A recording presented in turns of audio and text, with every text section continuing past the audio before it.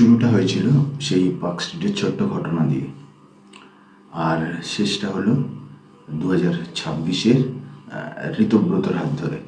হ্যাঁ, আপনারা ঠিকই বুঝেছেন। আজকের ভিডিওটা হচ্ছে তৃণমূলের পতন নিয়ে।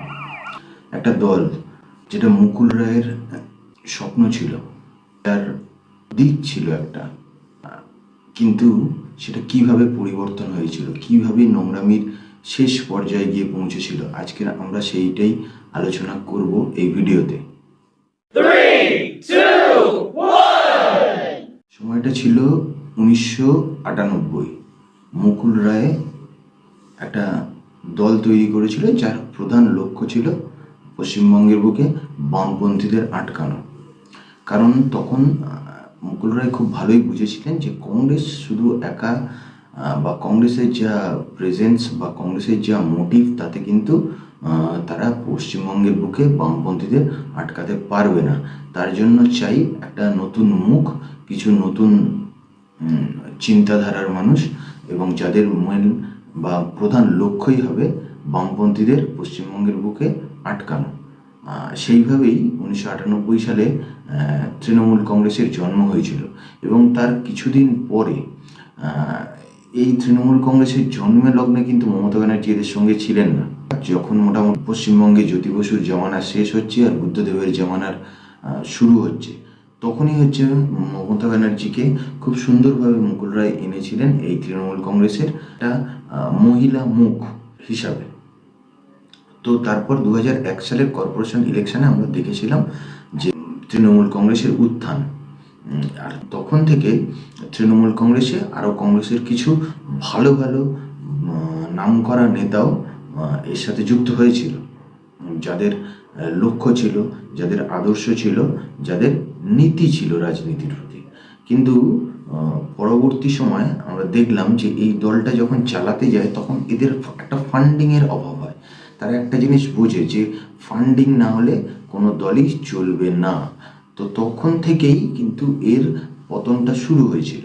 তখন থেকেই সবার মোটামুটি একটা টার্গেট ছিল যে যে যত ফান্ডিং করতে পারবে সে এই দলে থাকতে পারবে। তো 2006, 2007 এইভাবে আরও অনেক কংগ্রেসের নেতা এই দলটার সাথে যুক্ত হয়। তখন থেকেই এর বীজটা কিন্তু পোতা হয়ে যায় যে তার পতন কিভাবে হবে। হ্যাঁ, তাই সরকার এসেছিল, তার 15 দিনের মধ্যেই একটা ঘটনা ঘটেছিল। তো তিনি সেই ঘটনার তদন্ত না করে তখনই কিন্তু তিনি বলে দিয়েছিলেন যে এটা ছোট্ট ঘটনা। তো তখন থেকেই বোঝা যাচ্ছিল যে এদের কিন্তু কোনো সরকার চালানোর বা রাজ্যকে এগিয়ে নিয়ে যাওয়ার কোনো লক্ষ্যই নেই। এদের একটাই লক্ষ্য ছিল, সেটা হচ্ছে সিপিএম বিরোধী বা বামপন্থীদের যে কোনো কাজে বাধা দেওয়া। একটা ভালো বিরোধী দল হতে পারত এরা। তারপর ধীরে ধীরে মানুষ দেখেছিল যে তাদের কর্মকাণ্ড, তো তাতে দেখা গেছিল যে মোটামুটি তারা কর্পোরেশন চালানোর যোগ্য। কারণ তারা যেসব কাজগুলো করেছিল প্রথম 5 বছরে, সেগুলো কিন্তু মেনলি তার ভিতগুলো ছিল কর্পোরেশনের আইডিয়া, সেগুলো কিন্তু রাজ্য চালানোর কোনোটাই আইডিয়া ছিল না। তারপর থেকে তারা বিভিন্ন সময় বিভিন্ন রাজনৈতিক দল, বিভিন্ন নেতা নেত্রী, বিভিন্ন সংগঠনের বহু মুখকে ভাঙিয়ে তারা নিজেদের দলে নিয়ে এসেছিল। আর তারই বহিঃপ্রকাশ ঘটল 2026 সালে, মানে তারই একটা ফল পেল বলতে পারেন 2026 সালে। কারণটা কি? কারণটা হচ্ছে যখন আপনার নিজস্ব কোনো নীতি না থাকবে, যখন আপনার নিজস্ব কোনো আদর্শ না থাকবে, তখন একটা রাজনৈতিক দল কোনো দিনই লং লাস্টিং করতে পারে না।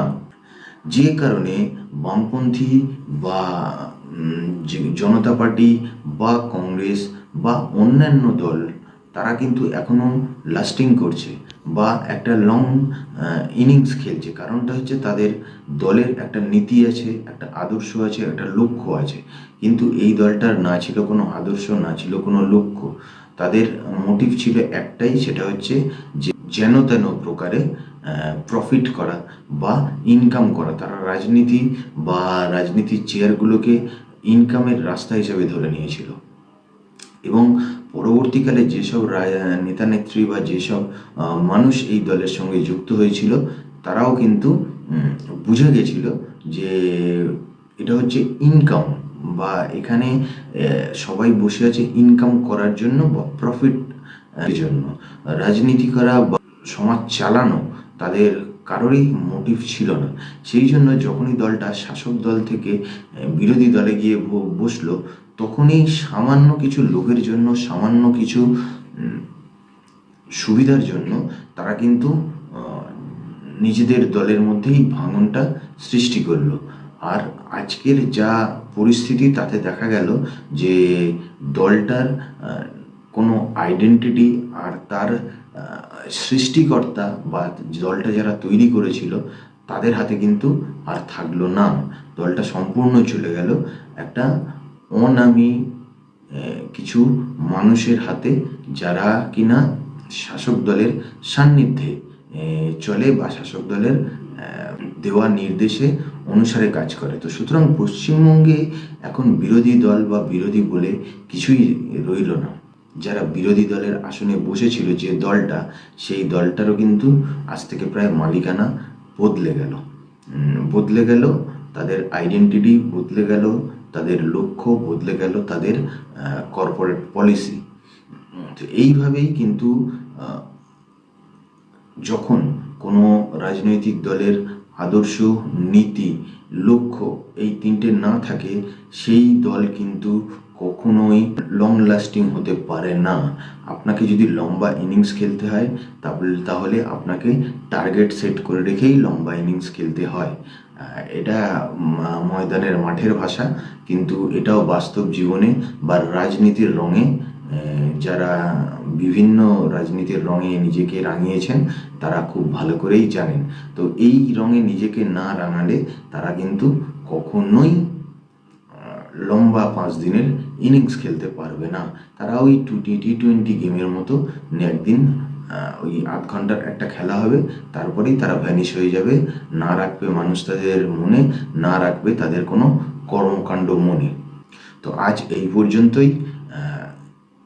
আপনারা এই চ্যানেলটা সাবস্ক্রাইব করুন আর নোটিফিকেশান বাটনটা একটু অন করে নিন এর পরের ভিডিওগুলো আসলে, যাতে সঙ্গে সঙ্গেই আপনার কাছে নোটিফিকেশানটা পৌঁছে যায়।